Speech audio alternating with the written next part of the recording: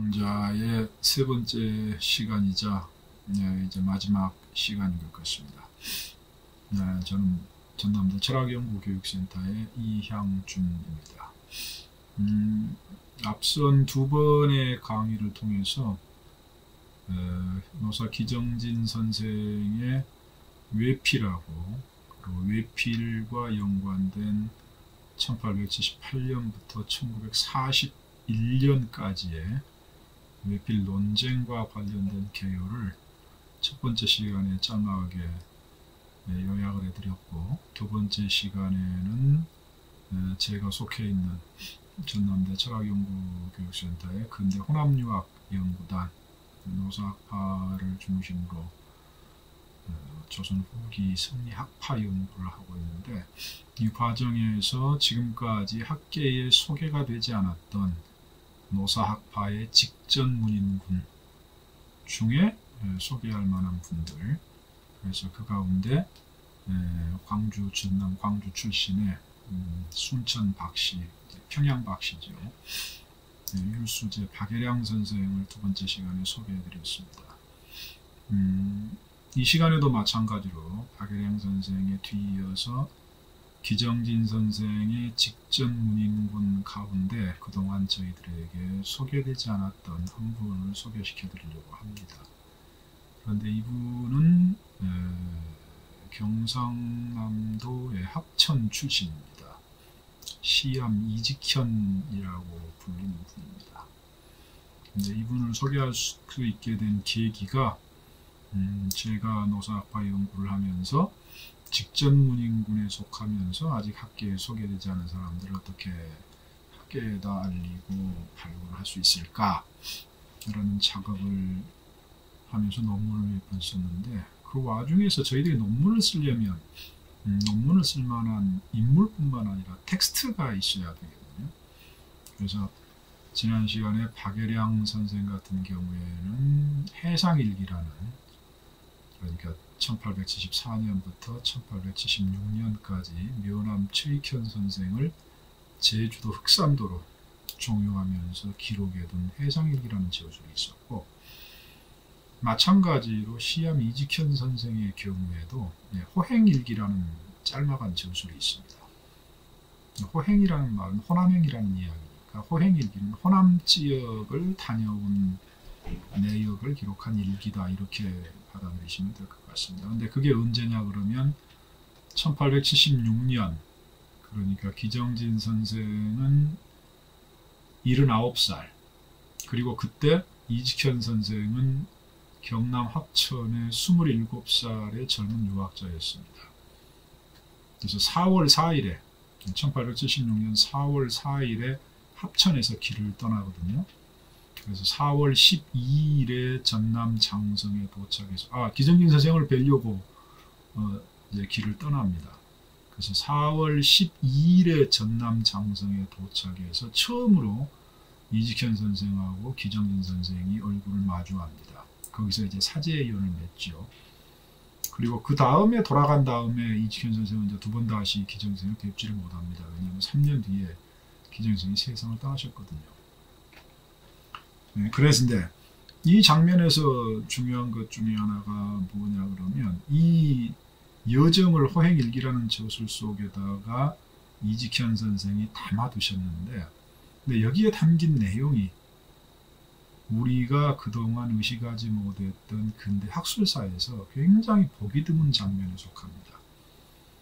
물론 진주 출신, 나중에는 이제 하동으로 편입이 돼가지고 하동 출신이 됐지만, 월고 조성가 선생이 기정진 선생에게 종용하면서 기록한 사상일기라는 기록도 있지만, 이직현 선생은 경남 합천에서 왔기 때문에 우리나라가 근대화가 된 다음에 전라도 지역과 경상도 지역의 상호 관계와 교유에 대한 것이 우리나라 현대 정치사 때문에 굉장히 단절되어 있는 것처럼 언급이 되는데, 실제로 이직현 선생하고 기정진 선생의 사례를 보면 우리나라 근대지성사에서 영남하고 호남을 가로지르는 학문적인 상호작용의 양상이 이 속에 담겨 있어요. 그래서 이것 때문에 호행일기가 제 주목을 끌었고 제가 그래서 이직현 선생하고 호행일기를 사례로 논문을 쓸 수 있었습니다. 그래서 지금 말씀드리려는 내용도 바로 그 논문에 담겨있는 내용이고 강의 원고도 제 논문의 머릿말하고 꼬릿말 부분을 잘라내고 본문 부분만 요약한 글이라고 이해하시면 되겠습니다. 말하자면 이제 이런 식입니다. 노사학파, 기정진 선생의 노사학파는 간제 전후 선생의 간제학파와 더불어서 근현대 호남 유학사에서 가장 중요한 철학적인 혹은 학술적인 탐구 주제 가운데 하나입니다. 그 가운데서 이제 노사학파는 지리산권을 중심으로 해서 전국적인 영향력을 행사했는데 그 학술적인 영향 가운데 가장 강했던 지역이 경남 지역 노사학파라고 부를 수 있는 학술 집단을 만들어낸 겁니다. 이것은 기정진 선생이 강학 활동을 하고 생존해 계실 때 경상남도 특히 합천, 산청, 진주, 하동 등을 포괄하는 경상우도 지역에, 영남우도라고 그러죠. 영남우도 지역의 젊은 유학자들과 기정진 선생 사이에 굉장히 폭넓은 학술적인 교류가 있었다라는 것을 저희에게 말해주는데 실제로 노사 선생 연원록을 봐도 정재규 선생이라든지 조성가 선생, 최승민 선생 등등이 바로 이런 흐름들을 증명하는 사례들입니다. 그래서 이 지역 간 노사학파의 특징 중에 하나가 지역 간 학술 교류인데 이 분야에 대한 탐구 작업들이 진행이 되고 있어서 진주에 있는 경상대학교, 국립경상대학교 그리고 남명학연구원에서도 이쪽 연구를 하고 있고 그리고 저희들도 이제 뒤늦게 이쪽 분야에 이제 그 연구를 수행하고 있습니다. 아직도 많은 부분들이 더 밝혀져야 되는데 그 가운데 이제 경남 지역 노사학파의 직전 제적, 여기 노사 기정진 선생하고 직접 학술적인 교류를 하고 그 영향을 받아서 자신들의 학문적인 성취를 이루었던 사람들에 대한 연구가 필요한데 그 가운데 한 분이 이직현 선생이다. 그래서 기존 연구에서는 철학이나 유학 사상 분야에서는 이직현 선생을 소개한 적이 한 번도 없고 한문학자이고 그리고 항일 우국지사다 라고 역사학계에서 소개되어 있을 뿐 노사학파의 일원으로서 이직현 선생의 학술적인 위상이 검토된 적은 제가 보기에는 없었던 걸로 보입니다. 그래서 제가 이직현 선생에 주목을 했고 이직현 주목하면서 제일 먼저 중시했던 기록이 바로 호행일기였습니다. 대개 호행일기는 1876년 4월 4일부터 4월 24일까지 대략 21일간의 기록입니다. 합천에서 장성을 방문해서 기정진 선생을 만나고 사제연을 맺고 대화를 나누고 다시 합천으로 돌아갈 때까지 이 21일 동안의 행적을 담은 일기는 어떤 의미에서 보자면 문자 그대로 노사를 찾아서 떠난 젊은 유학자의 기록입니다. 그래서 이 호행일기를 중심으로 먼저 이직현 선생을 소개하는 의미에서 이직현 선생의 가계 그리고 생애 그리고 역사학계에서 지금 이직현 선생이 어떻게 다루었는가 그리고 그 다음에 어떻게 경남 합천 출신의 27살의 젊은 유학자가 노사학파의 일원이 되어 가는가. 그래서 이직현 선생하고 기정진 선생이 만났을 때 두 분 사이 어떤 대화가 오고 가는가. 구체적인 거 중심으로 한번 살펴보려고 합니다. 그래서 먼저 이직현 선생의 생애를 소개하고 그 다음에 호행일기를 중심으로 21일 동안의 여정을 살펴보기로 하겠습니다. 자, 먼저 이직현 선생의 생애에 대한 이야기를 조금 말해보겠습니다. 본과는 강양입니다. 합천이죠. 합천. 합천의 옛날 이름이죠. 강양 이씨, 합천 이씨 이렇게 생각하시면 되겠습니다. 자는 필서, 호는 시암입니다. 이 시암이라는 호 자체도 사실은 그 노사 선생의 가르침을 염두에 두고 지어진 호라고 그럽니다. 합천 이씨는 합천 지역의 토성입니다. 토성. 토착화된 지 오래됐다는 이야기죠. 그래서 합천 이씨는 영향력 있는 선조들을 배출함으로써 합천 지역의 명문가로 이미 자리를 잡고 있었습니다. 뭐 기록에 의하면 뭐 고려 고종 때 이순모, 그리고 뭐 조선조에 와서는 이희중, 이희민, 이희안 등등의 분들이 배출됐고, 그래서 경상우도 지역에서는 나름 명문가로 성장할 수 있었고, 이런 명문가로 성장하면서 지역의 재지 지주로서의 기반을 구축할 수 있었다, 이렇게 알려져 있습니다. 근데 이제 여기에 한 가지 설명이 더 필요한 부분이 있죠. 무슨 말이냐 그러면, 저희들이 흔히 경상도를 이야기하게 되면 퇴계 이황 선생을 중심으로 하는 퇴계학파의 학술적이고 정치적인 영향력이 강한 지역이다, 이렇게 알고 있는데, 어떻게 지역의 토성으로서 명문가였던 합천 이씨 집안이 후손이 전라도의 노사 기정빈 선생의 가르침을 청하게 되었느냐.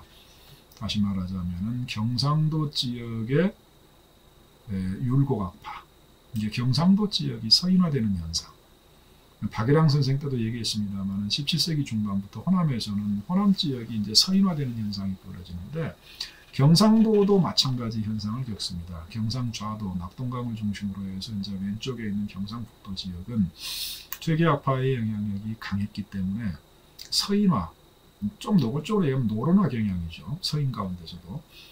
그 노론화 경향이 약한데, 경상우도 지역은 의외로 노론화 경향이라는 게 17세기, 18세기 이후에 전라도 지역에서의 서인화되는 것하고 비슷한 시기에 이런 현상이 일어납니다.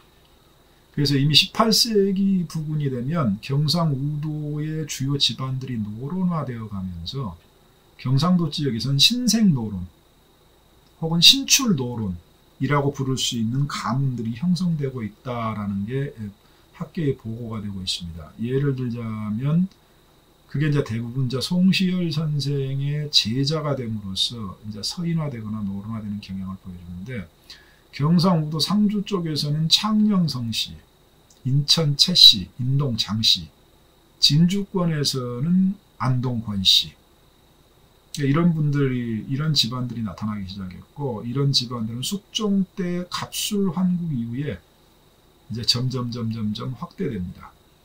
그래서 중앙정계에서 퇴계 선생하고 율곡 선생을 중심으로 하는 갈등이나 대비가 있을 때마다 율곡 선생을 옹호하는 계열에 서 있었고, 그래서 경상도 내에서 서인 혹은 노론의 입장을 지지하는 세력을 형성하고 있었다, 이렇게 볼 수 있겠습니다.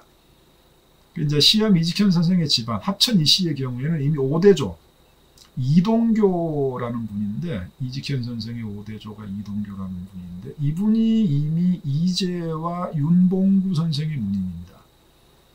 잘 알려져 있는 것처럼 이재 선생은 김창엽 선생의 문인이고, 윤봉구 선생은 그 수암 권상아, 우암 송시열 선생의 고제지요. 정읍에서 돌아가실 때 그 곁에서 마지막을 지켰다는 권상아 문화의 가장 유명한 8명의 저명한 제자, 강문 팔학사라고 부르는 사람 중에 한 사람이었습니다. 다시 말하자면 이직현 선생의 집안은 이미 5대조 때부터 영남 지역의 노론 가문으로서의 위상을 차지하고 있었다라는 것을 우리가 알 수가 있습니다. 그래서 5대조인 이동교에서 이호, 이달근, 이방희를 거쳐서 아버지, 이직현 선생의 아버지 요와 이규문에 이르게 됩니다. 이규문 선생은 함종 어씨, 어유효라는 분의 따님인데, 두 분하고 결혼해서 따님을 하나 낳았고, 강진 안씨하고 결혼해서 이제 사남 일녀를 낳았는데, 이직현 선생은 강진 안씨가 낳은 그 사남 가운데 막내였습니다. 제일 큰 형이 이태현, 둘째 형이 이우현, 셋째 형이 이정현인데, 이 셋째 형은 나중에 이제 출계를 하죠. 그 집안의 숙부였던 이규인이라는 분의 이제 후사가 됩니다. 그리고 이제 이직현 선생이 막내죠. 이직현 선생은 1850년 철종 1년에 경상도 초계군 양동면 상대촌, 오늘날 합천군 초계면 무릉리라고 그럽니다. 그래서 태어나가지고 1928년에 세상을 떠났습니다. 이분의 부인은 광주 노씨입니다. 그래서 고금당 노덕규라는 분의 둘째 따님입니다. 그래서 노씨와의 사이에서 따님만 한 분 낳고 아들이 없었다고 그래요. 그래서 큰형님인 이태연의 둘째 아드님인 이원치를 후사로 삼았습니다. 근데 또 공교롭게도 이분도 아들이 없어가지고 나중에 이제 셋째 형이었던 이정현이라는 분의 손자 이정상을 후사로 삼아가지고 지금까지 가계가 이어지고 있다라고 그렇게 전해지고 있습니다. 자, 이분은 1876년 4월 장성 진안에 머무르고 있던 기정진 선생을 찾아가서 집지의 예를 행하고 이제 스승으로 모셨죠. 이때 나이가 27이었고 기정진 선생은 앞에서 말한 것처럼 79이었습니다. 그리고 실제로 이직현 선생하고 기정진 선생이 직접 만난 것은 이달 12일부터 14일까지 딱 2박 3일 만났습니다. 3년 뒤인 1879년에 기정진 선생은 세상을 떠났고 이직현 선생은 고향에서 이제 지속적으로 강화 활동에 종사했죠. 노사선생 연원록에는 이직현 선생이 직접 문인으로 이름이 올라가 있기 때문에 이직현 선생의 문인들의 목록도 올라와 있습니다. 그래서 거기를 찾아보면은 이직현 선생을 중심으로 파생된 이직현 선생의 직접 문인이자 노사학파의 제전 문인들의 목록이 대략 52명 정도 나와 있습니다. 그래서 경상남도 그 초계하고 합천 일대에 걸쳐 있는데 대략 1880년부터 1890년 무렵, 그래서 1910년대에 이직현 선생의 문인 집단들이 형성되지 않았나 이렇게 이제 추정을 하고 있습니다. 1902년은 잘 알다시피 노사 선생의 문집, 노사집의 세 번째 판본, 목판본이죠. 목판본이 산청의 신안정사에서 간행된 해입니다. 그리고 지난번에 말씀드렸지만 이 시기를 즈음해서 기정진 선생의 외피를 둘러싼 학술적인 논쟁이 발생하고 주변이 좀 시끄러웠죠. 그래서 이직현 선생도 이와 연관돼서 세 편의 글을 썼습니다. 하나는 이제 연재 송병선에게 보내는 1903년에 보내는 편지고, 그리고 이와 비슷한 시기에 노사학파의 동문들에게 보내는 식당론 시제 동지라고 노사학파의 동문들에게 당론에 근거한 논쟁을 그만두라라고 충고하는 글이 있고, 다른 하나는 전우 선생의 외필 후변이 나타난 다음에 쓴 것으로 추정되는 1904년에서 1905년 사이에 나타나는 술외라는 저술이 있습니다. 그리고 나서 이 시기가 지나고 난 다음에 1910년이 되면 이제 조선이 경술국치를 당하죠. 그래서 조선이 일제 식민지배에 놓이게 되자 이직현 선생은 이제 전통적인 성리학자의 모습이 아니라 이제 항일 우국지사의 모습을 이제 보여주기 시작합니다. 그래서 1910년 일제가 조선을 식민지로 만들게 난 다음에 은사금을 천황의 이름으로 은사금을 내리면서 유학자들을 회유하려고 시도를 하는데, 이때 많은 유학자들이 가끔 전말, 다시 말하자면 은사금을 거절하는 것에 곡절을 쓴 글들, 비슷한 제목의 글이 많이 있습니다. 잘 알고 있는 후서 고준선 선생도 그런 글이 있고 나나 오계수 선생도 그런 글이 있습니다. 그래서 이때 은사금을 회유하려는 사람들에게 왜 자기가 은사금을 받을 수 없는지 유학자적인 의리에서 그래서 글을 남기기도 했고, 그리고 일제가 묘제를 정리하는 묘적법을 전통적인 관점에서 반대했고, 1914년에는 그때 데라우치 총독, 데라우치 마사다케죠. 데라우치 마사다케에게 편지를 보내가지고 성균관을 경학원으로 강등을 시키고, 그리고 조선부동산 등기령을 통해서 성균관에 속해 있던 토지하고 임야를 몰수를 하는데 이걸 비판하는 글을 씁니다. 1918년에는 데라우치의 뒤를 이어서 두 번째 조선 총독이 되는 하게가와 요시미치에게도 만동묘에서의 제사를 폐지하는 것에 항의하는 서신을 보내기도 합니다. 근데 일종의 공개서한이거든요. 말은 편지라고 그러지만 사실은 공개적으로 이제 발표를 하는 거죠. 그러면서 조선 총독을 총독이라고 부르지 않고 일본 왕이 조선에 파견한 사신이다. 그래서 일본의 일자하고 사신의 사자를 써 일사라는 표현을 씁니다. 그래서 이런 것 때문에 합천 지역의 일종의 항일 운동의 지도자로서 정신적인 지도자로서 위상을 획득하게 되고, 그래서 1919년에 합천 초계 지역의 3.1 독립운동, 대동단 만세운동, 의친왕 이하 33인의 선언서, 만동묘 종사 통문 등등의 이제 이름을 올리고 실질적으로 이제 막후에서도 활동을 하고 그리고 지원을 하기도 하지요. 그래서 합천 초계 출신의 유학자로서 70세의 나이에도 불구하고 항일운동에도 행적을 남깁니다. 그래서 저희 지금까지는 학계나 철학계에서 주목을 받지 않고 역사학계에서 지역의 항일 우국지사로서만 소개하는 논문이 제가 알기로 한 편인가 두 편 정도 있었다 이렇게 알고 있습니다. 이분이 세상을 떠나고 난 다음에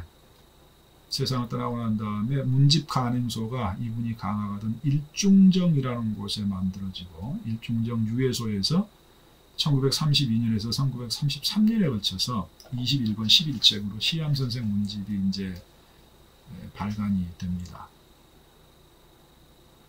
그래서 이렇게 해서 간략한 생애에서 봤을 때 이직현 선생은 정리하자면 비교적 늦은 시기에 기정이성의 만년의 기정이성의 문인이 되었고 그 기존의 학계에서는 문학자 혹은 항일 독립운동지사다 이렇게 소개를 하고 있고 이걸 제외하고는 영남 지역 노사학파의 직전 문인군을 대표할 수 있는 분임에도 불구하고 아직까지 잘 학계에 발굴이 되지 않았다라고 이제 말할 수 있겠습니다. 그래서 노사학파 연원록을 보면은 경상 지역에 있었던 노사학파의 직전 문인군들이 배출한 재전 문인군의 목록이 나오는데 예를 들자면 최승민 선생은 24명, 정재규 선생은 126명인데 비해서 이직현 선생은 52명의 제자들을 이름으로 올리고 있습니다. 이걸 보면은 경상지역 노사학파에서 이직현 선생의 역할이 적지 않았다라는 것을 암시하고 있지만 지금까지는 연구가 조금 미비했다라고 말할 수가 있겠습니다. 자, 여기까지가 이제 대충 이직현 선생의 생애와 이제 지금까지 선행 연구에 관한 개요고, 자, 이제 호행일기 이야기를 조금 해보겠습니다. 자, 1876년인데, 이직현 선생이 노사학파의 문인으로서 호행일기를 남겼는데, 사실 노사학파 자체를 보면 기정진 선생에게 강학을 하면서 과정과 일기류의 글을 통해서 남긴 게 여러 편 있습니다. 저희들도 지금 내후년쯤에는 이 강학 일기 자료를 편집해서 번역해서 책을 내려고 하고 있습니다만, 예를 들자면 조성가 선생의 사상일기, 정재규 선생의 사상기문, 정일임 선생의 일신제일기 이런 게 대표적이죠. 그러니까 호행일기도 사실 이런 범주에 속합니다. 낯선 기록은 아닙니다. 저희들이 지금까지 주목을 안 했을 뿐이죠. 그러나 이제 호행일기는 합천에서 호남으로의 여정을 기록한 일기다라는 점에서 일종의 기행문이고, 동시에 이 여정에서 기정진 선생을 만나고 기정진 선생과 주고받은 내용을 기록했다라는 점에서 학술적인 글이기도 하다. 이런 두 가지 특징을 가지고 있습니다. 먼저 얼개를 말씀드리면 이 글은 네 가지 부분으로 나눌 수가 있습니다. 첫 번째는 1876년 4월 4일 이직현 선생이 기정진 선생을 만나기 위해 합천의 집을 떠나기 직전의 상황. 두 번째는 4월 4일에 출발해서 4월 12일 오후에 장성 진원면에 도착할 때까지의 기록. 세 번째는 12일 오후부터 14일 오전까지 2박 3일 동안 이직현 선생하고 기정진 선생 사이에 오고 갔던 대화. 그리고 마지막은 14일 오전에 장성을 출발해가지고 23일에 다시 합천의 집에 도착할 때까지의 여정, 이렇게 네 가지 정도로 정리를 할 수가 있습니다. 그래서 맨 처음부터 살펴보면, 그러니까 장성으로 떠나가기 직전에 무슨 일이 있었는가. 이제 27살의 합천이씨 지역의 명망가의 후손으로서 왜 전라도 장성까지 와서 기정진 선생을 배하라고 문의 되려고 했었는가 에 관한 내용이 조금 나와 있습니다. 이직현 선생의 경우에는 그 전부터 기정진 선생의 학술적인 명망을 익히 알고 있다라는 게 눈에 들어옵니다. 예를 들자면 그 호행일기의 첫 번째 부분에 이런 기록이 나오거든요. 예를 들자면 이런 겁니다.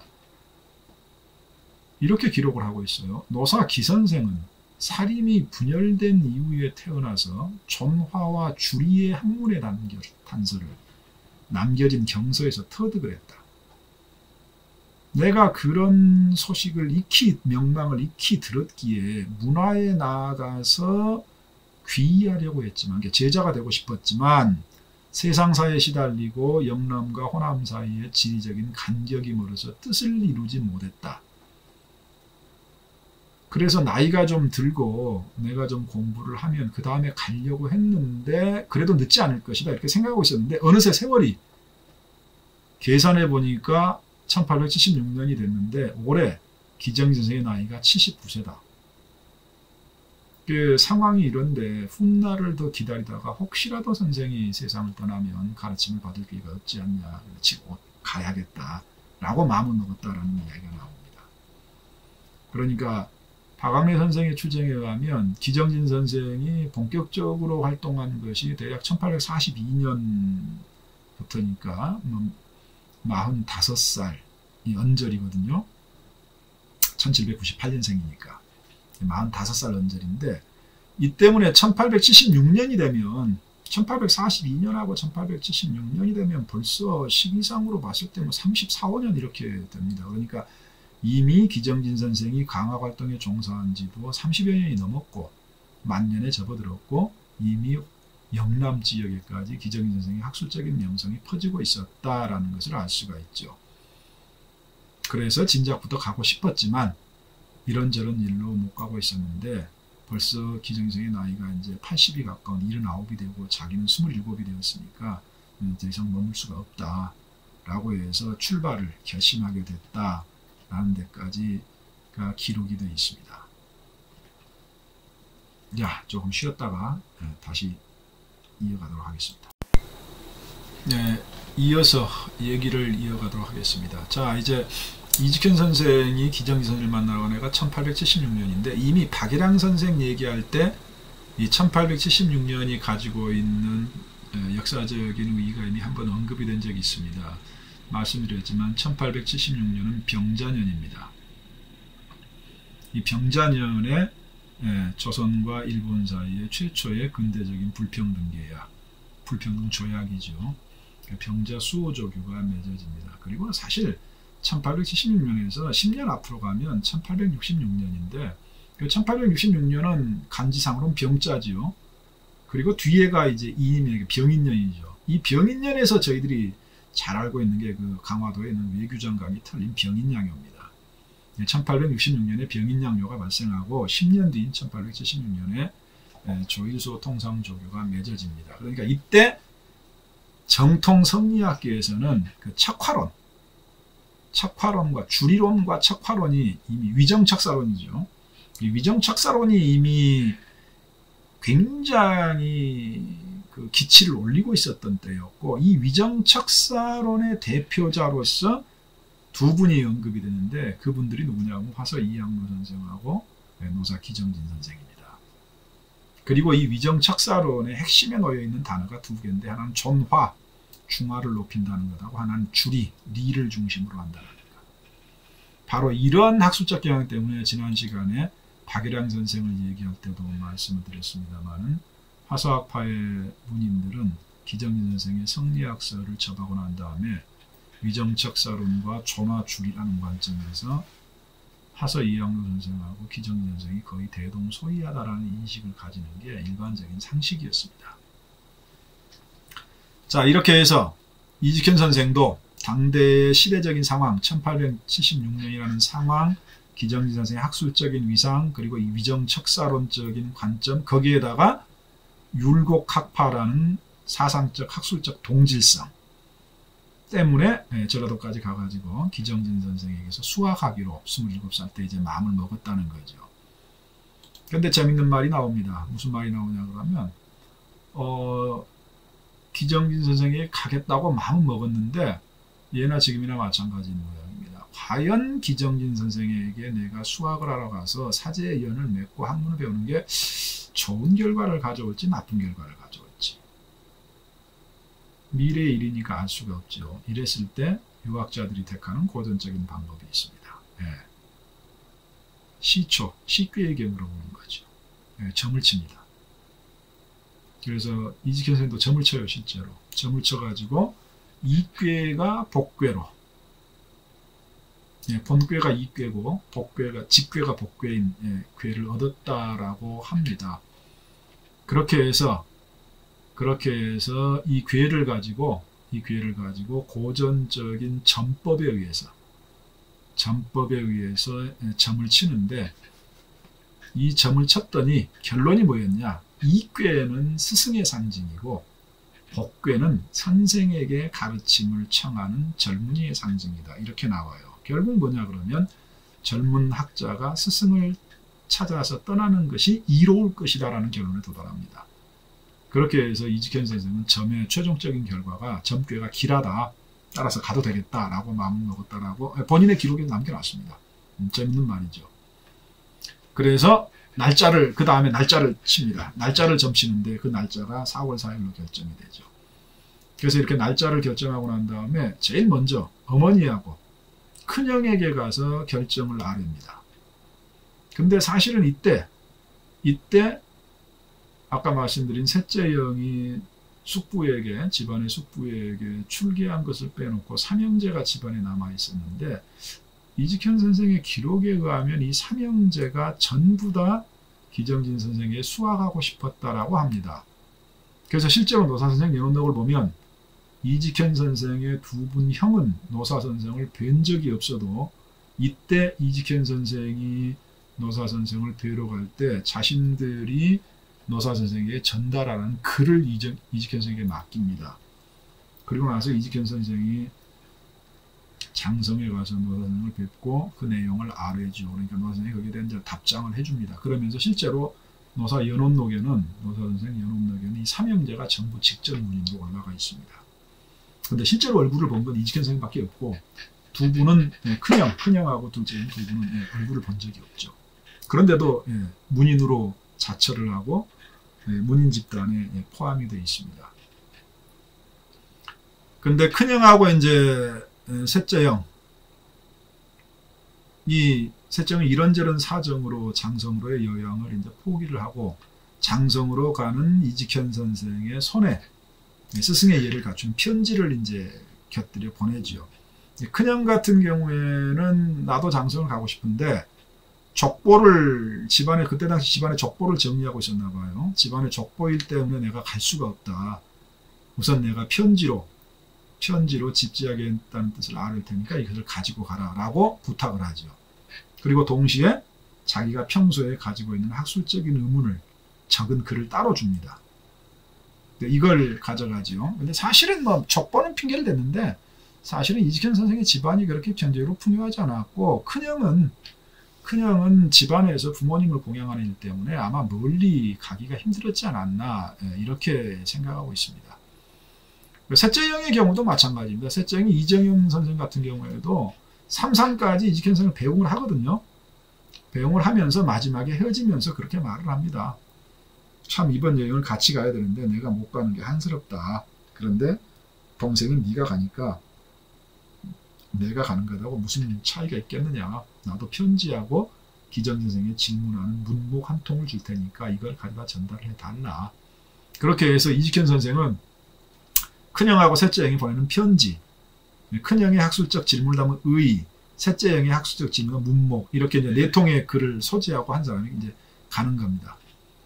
그리고 자기 자신은 이 기정진 선생에게 집지할 예물로 종이 한 묶음, 한지 한 묶음하고 또 자기도 기정진 선생에게 물어보고 싶었던 의록이라는 짤막한 글을 첨부해가지고 소지하고 갑니다.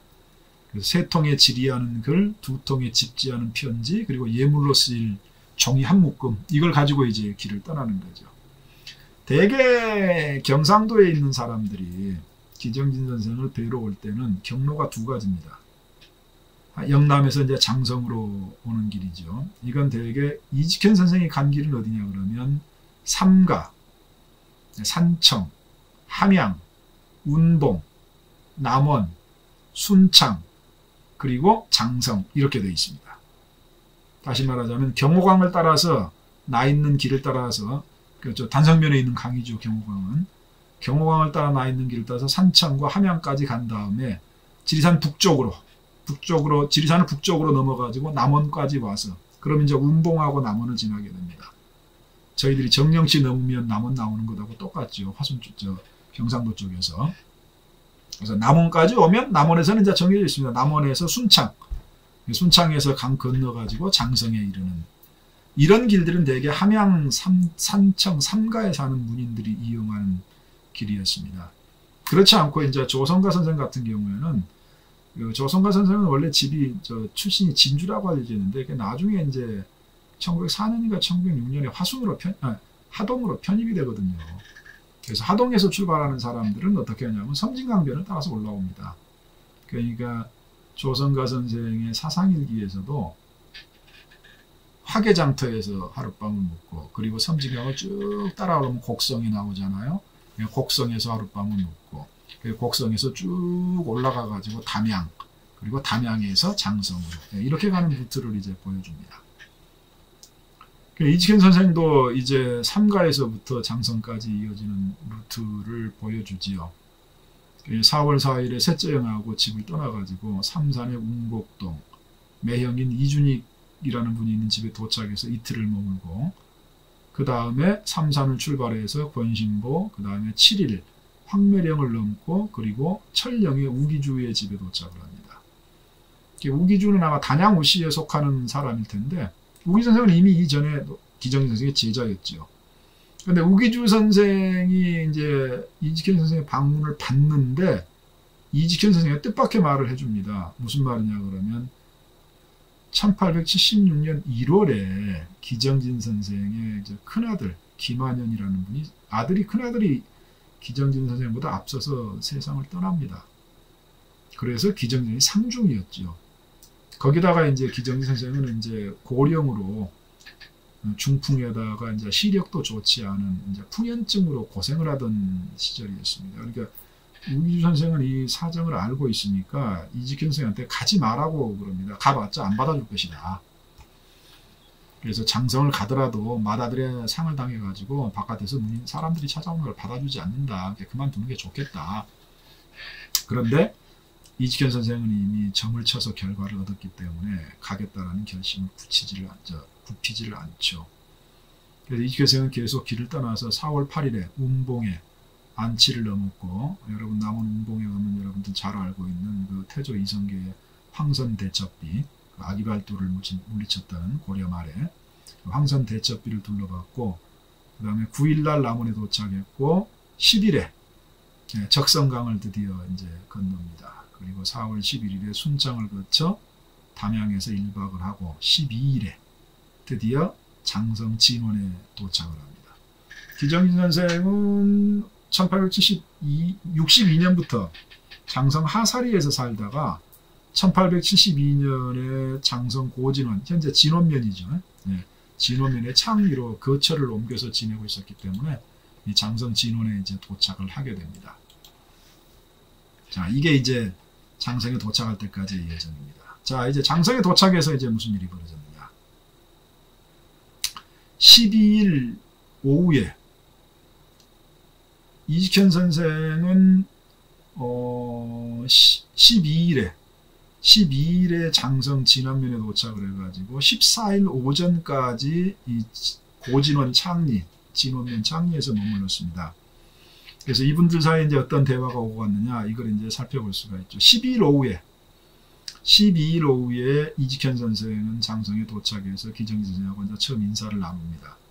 그래서 기정진 선생이 이제 가계가 어떻게 되느냐, 형제가 어떻게 되느냐를 물어보고 그 다음에 통성명을 한 다음에 이제 저녁이 되자 다시 자리에서 만나가지고 이제 이야기를 나눕니다. 그래서 뭐 맹자하고 관련된 이야기도 하고 뭐 3대 하은주 3대의 뭐 토지제도가 어떻습니까? 뭐 하우씨는 왜 씨라고 그럽니까? 라는 등등의 얘기를 합니다. 그래서 저녁에 도착했기 때문에 이직현 선생은 13일날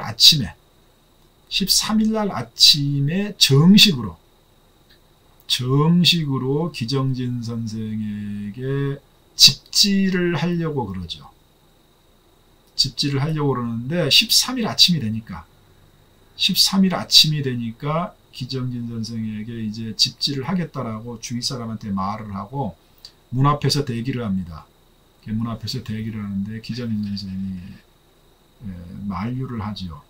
자기는 이제 다른 사람들의 스승으로 자처하지 않은 지가 오래됐고, 그리고 나이가 많고, 그리고 최근에 상도 당해가지고 남의 스승으로 자처를 하고 싶지가 않다. 그리고 그래서 특히나 형식적으로 스승의 이해를 갖추는 것에 대해서 내가 최근에 해본 적이 없다. 그러니까 이해를 갖추는 것은 그만둬라. 그렇게 해서 이직현 선생이 이해를 갖추는 것은 그만둡니다. 그 다음에 이제 아까 말씀드린 것처럼 기정진 선생에게 첫째 형하고 둘째 형의 편지, 그리고 첫째 형이 준 의, 셋째 형이 준 의목, 자기가 쓴 의록을 차례차례로 바치지요. 그런데 기정진 선생이 이제 의견을 구합니다. 이렇게 어떻고 이렇게 어떻고 이렇게 어떻습니까? 라고 이제 바치고 그걸 가지고 이제 대화를 나눕니다. 이 대화를 통해서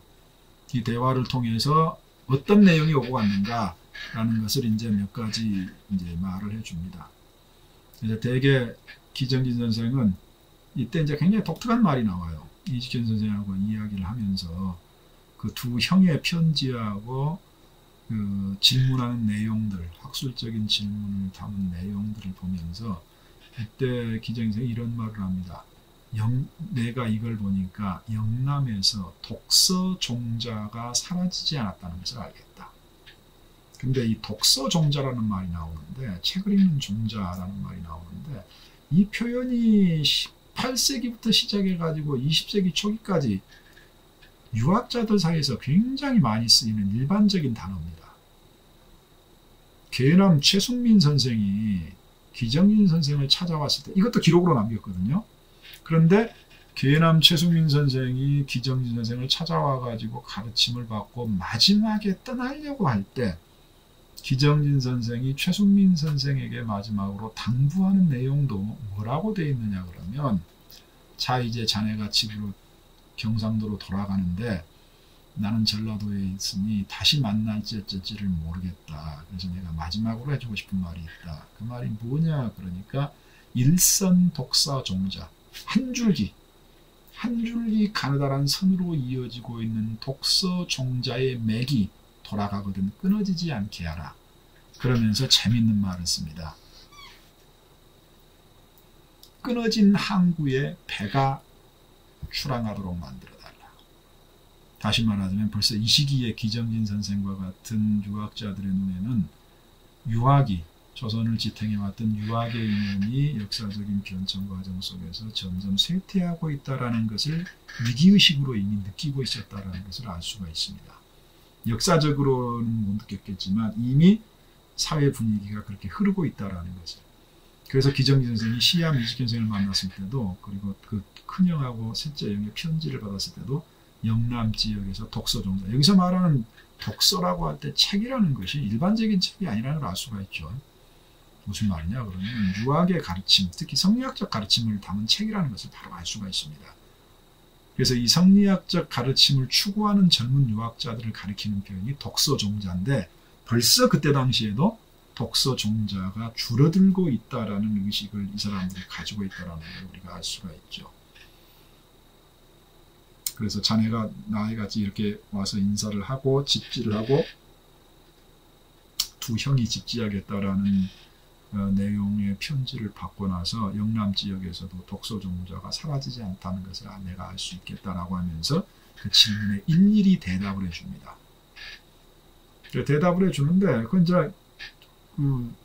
아까 말씀드렸지만은 이직현 선생이 큰형의 질문지, 둘째 형의 질문지, 자기 질문지를 가지고 왔거든요. 그래서 사실 이제 그날 저녁에 2박 3일밖에 안 되니까 대화로는 다 안 될 것 같고, 대화로는 실제 안 됐다라는 게 14일 날 아침에 이제 이직현 선생이 떠나려고 그럽니다. 떠나려고 그랬는데 노사 선생이 이직현 선생을 잠시 만류를 해요. 잠깐 기다려라.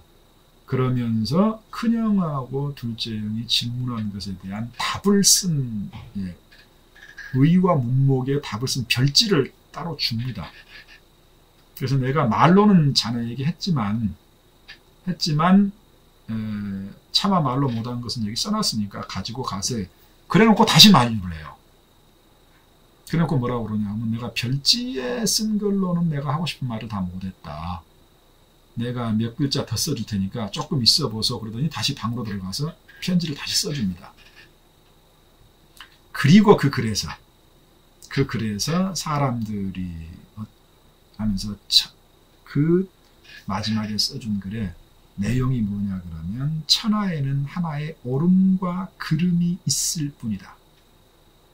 옛 성인들의 가르침은 하나의 옳음을 추구하라는 것일 뿐이다. 그리고 하나의 옳음에 도달하면 도와 기의 구분은 사라진다. 그게 이제 옳을 시자지요. 그래서 나중에 이직현 선생이 자기 자신의 호를 시자에다가 띠암자를 써가지고 이제 시암이라고 이제 짓게 되는 겁니다. 그래서 나중에 1898년에 1898년인가 1889년인가 됐을 때 시암 선생이 자기가 머무는 곳을 시암이라고 하면서 이 기정진 선생의 가르침을 되새기면서 편에게 글을 쓰지요. 자, 그렇게 해서 대충의 이제 여정이 마무리되는데, 그러면 이직현 선생하고 이제 무슨 말을 했느냐? 자, 맨 처음에 왔을 때 기정진하고 이제 집지하고 한 다음에 그 다음 날 사제간의 이해를 갖추려는 것을 만류하고, 그 다음에 이제 형님하고 두 분 형님하고 작시하는 문목을 올리고, 그 문목의 내용을 중심으로 이제 토론을 합니다. 그 토론 속에 보면 이제 뭐 여러 가지가 나옵니다. 뭐 조선 유학자들과 뭐 중국 유학자들의 학술적인 의론, 그 명나라 유학자들의 문장, 뭐 이정 형제의 제자인 윤돈의 학문, 그 와중에 이직현 선생이 자신의 6대조 그리고 5대조 관인 이지영과 이동교 선생의 행적에 관한 일 등등이었고, 기정진 선생은 세 형제 모두에게 각각 대답하는 편지를 써주고, 또 이직현 선생은 기정진 선생의 가르침을 받고 난 다음에 기정진의 손자였던 기우만 선생하고도 이제 경서의 의미를 토론하고 이제 이렇게 이제 하게 됩니다. 그리고 나서 이제 14일 아침이 되죠. 14일 날 아침에 기정진 선생은 좀 전에 말한 것처럼 먼 곳에서 편지를 보내고 직접 오지도 못하고 편지를 보낸 사람들에게 답서를 쓰지 않는 것은 예의에 어긋나는 행동이다 라고 해서 이직현 선생의 두 형에게 보내는 편지를 써주고, 그리고 두 통을 건네주죠. 그러니까 아침밥을 먹고 나서 이직현 선생은 이제 고향으로 돌아가겠다 라고 아뢰고, 기정 선생은 이제 조금 서글픈 얘기를 합니다. 마지막 말이 이제 헤어지면서 하는 말이, 자네가 학술적인 조예가 이와 같다라는 것은 내가 잘 알겠다. 그러니 돌아가거든 더욱 열심히 공부에 노력을 하게. 그리고 나는 얼마 되지 않으면 이 세상을 떠날 것이네. 그러니 이 세상에서 다시 볼 날이 있겠는가. 돌아가거든 학문에 가꾸미 열려 해달라라는 얘기가 이제 마지막이 되죠. 그래서 이직현 선생은 기정진 선생의 손자인 기우만 형제 그리고 다른 군인들의 전송을 받으면서 14일 오전에 이제 장성을 떠납니다. 고향에서 합천에서 장성으로 가는 데는 10하루가 걸렸는데, 돌아오는 길에는 이미 기정진 선생을 방문하고 집지에서 가르침을 받았다라는 소기의 목적을 달성했기 때문인지 굉장히 단순하게 돌아옵니다. 14일 날 떠나가지고 23일 날 저녁에 고향의 집에 도착하는데, 내용도 짧아요. 갈 때는 굉장히 상세하게 썼는데 올 때는 그렇게 뭐 복잡하게 쓰질 않습니다. 뭐 14일 날 김유 선생하고 담양에서 헤어졌다. 15일 날 우사영을 방문했다. 23일에 임곡의 최장댁에서 머물렀다. 그 셋째 형이 부탁한 편지를 전달했다. 그리고 다음날 저녁에 집에 도착했다. 이게 뭐 거의 전부입니다. 그러니까 정리하자면 시암 이직현 선생과 이직현 선생의 호행일기는 19세기 후반에 영남하고 호남 지역을 가로지르는 학술적인 교류의 양상이 있었고, 그 시기에 영남과 호남이 생각보다 가까웠다라는 것을 우리에게 보여줍니다. 1876년 4월 4일부터 23일까지 21일간의 행적을 따라가면서 그의 행적과 그 행적 속의 호행일기에 나온 성리학적인 문제의식들의 단초를 알 수가 있는데, 대개 이제 이직현 선생은 세 가지 정도를 이해할 수 있습니다. 이직현 선생은 이미 기정진 선생에게 수학하기 이전에 그 성리학적인 사유가 존화와 주리의 학문적인 방향성이라는 전통적인 성리학자들의 멘탈리티를 공유하고 있었다라는 걸 알 수 있고, 둘째는 영남 노론계에 속하는 구성원의 이론으로서 이와 기정진 선생을 주리라는 학술적인 맥락에서 일관되게 이해하고 수용하고 있었다. 셋째, 이런 동질성에도 불구하고 이직현 선생은 그 당시에 퇴계학파의 한주 이진상 선생의 심증리와 같은 성리적인 사유하고 대면하면서 자신의 성리학적 사유를 쌓아가고 있었다라는 것을 알 수가 있습니다. 이 다음에 이제 이직현 선생의 삶은 간단하게 얘기하면 이럽니다. 우리가 알고 있는 것은 이 여행 이후에 이직현 선생은 거의 평생을 고향에서 지냈습니다.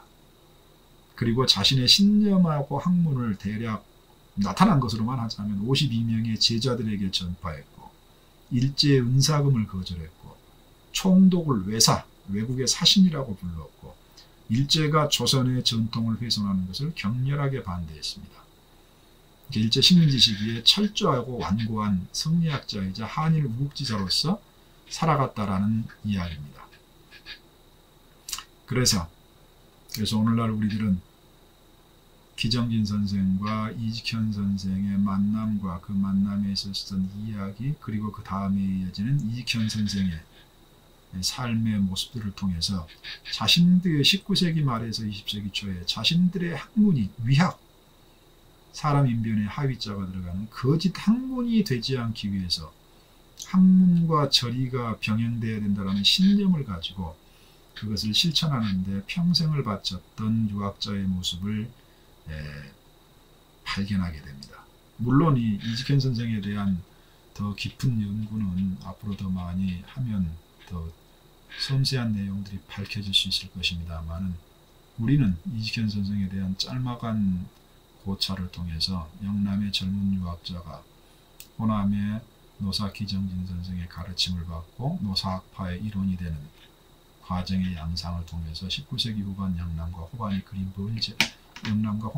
멀지 않았고, 그리고 노사학파가 어떻게 영남 지역에서 전국적인 하나의 성리학적인 학술 집단으로서의 위상을 가지고 있었는가 하는 양상들의 대략을 이해하게 됐다라고 말할 수 있겠습니다.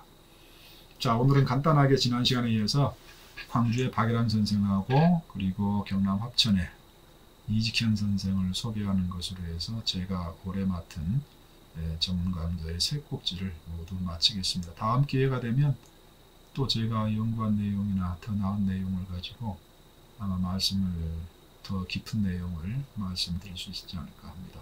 지루한 강의였는데 들어주셔서 감사합니다. 마치겠습니다. 감사합니다.